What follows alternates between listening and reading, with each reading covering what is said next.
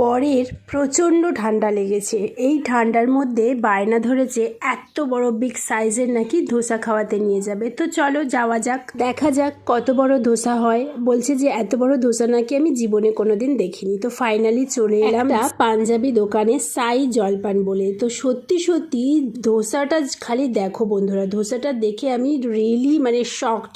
মানে সত্যি আমি এত বড় ধোসা কোনো দিন দেখিনি। আর খেতে খেতে মানে অসাধারণ। আমি আজ পর্যন্ত যেখান থেকে যা ধোসা খেয়েছি তার থেকে সব থেকে বেস্ট, টেস্ট ওয়াইজও আর সাইজ ওয়াইজও। তো সাইজটা তো প্রথমেই দেখলে, আর ভেতরে স্টাফিংটা দেখো বিভিন্ন রকম ভেজিটেবলস দিয়ে। তার তোমরা তো জানোই আমি ভেজিটেবলস খেতে কত ভালোবাসি। অত বড় ধোসাটা বর বউ দুজনে খেলাম। তারপরে দীপ দুখানা ছোলে বাটুরে অর্ডার করলো। ও ছোলে বাটুরে খেতে ভীষণ ভালোবাসে। ছিল কালকে সন্ধেবেলা, মানে সানডে সন্ধেবেলা। তো তোমাদের ভালো লাগলে লাইক করো, সাবস্ক্রাইব করো এরকম ভিডিও দেখার জন্য।